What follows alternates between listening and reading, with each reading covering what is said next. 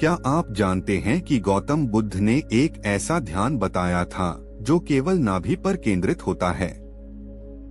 एक ऐसा गुप्त ध्यान जो 7 दिन में आपके भीतर गहरी शांति, जागरूकता और चमत्कारी ऊर्जा ला सकता है।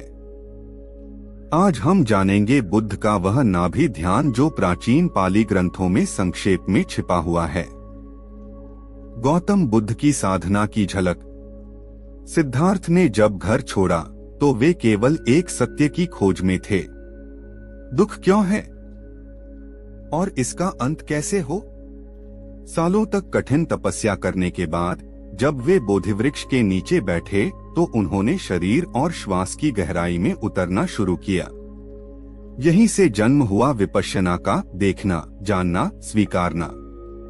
इसी प्रक्रिया में नाभि ध्यान की विशेष भूमिका थी। नाभि ध्यान क्या है? नाभि यानी जीवन का केंद्र। बुद्ध कहते थे, अप्पदीपो भव, स्वयं दीपक बनो। और इस दीपक की ज्योति जलती है नाभि से ही। यह वह स्थान है जहां जन्म के समय जीवन ऊर्जा प्रवेश करती है। जब हम नाभि पर ध्यान करते हैं तो हम अपने अस्तित्व की जड़ में उतरते हैं। 7 दिन की साधना विधि। अब जानते हैं 7 दिन की नाभि ध्यान विधि। यह ध्यान आप सुबह या रात जब भी शांति मिले कर सकते हैं।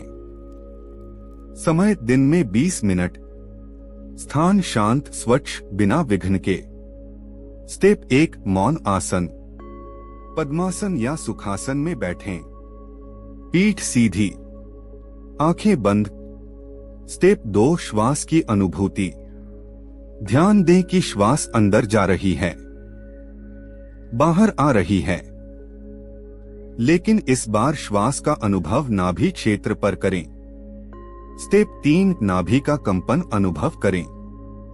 जैसे ही श्वास आती है नाभि में हल्की गति होती है, उसे महसूस करें।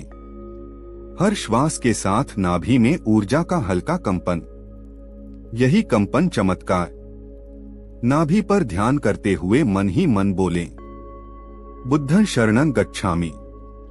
यह मंत्र नाभि को भीतर से जागृत करता है। स्टेप 5, मौन जागरूकता। अब सब छोड़ दें, केवल नाभि पर मौन ध्यान 10 मिनट तक।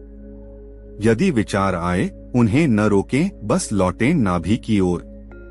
प्रत्येक दिन का अनुभव।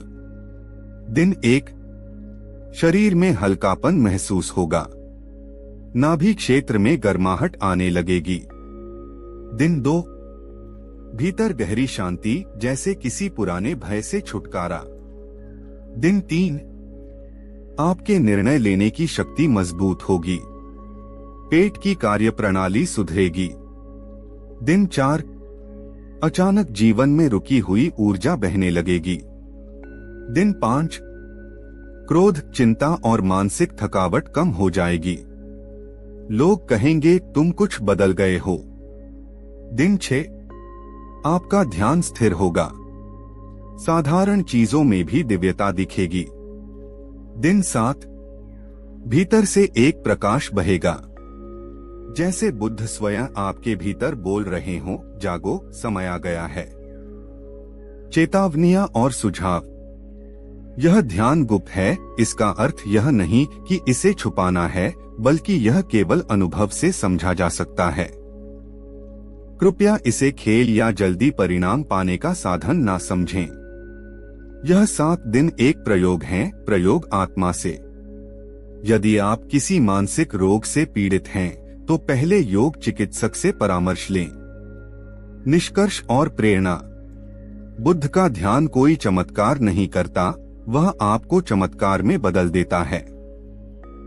नाभि पर ध्यान करके आप जीवन के मूल स्रोत से जुड़ते हैं। बुद्ध कहते थे, जो देखता है वही जागता है। अब देखने का समय आ गया है, अपनी नाभि में, अपने भीतर, अपने सत्य में। तो क्या आप तैयार हैं 7 दिन के इस गुप्त ध्यान के लिए? आप खुद को जानने के लिए तैयार हैं?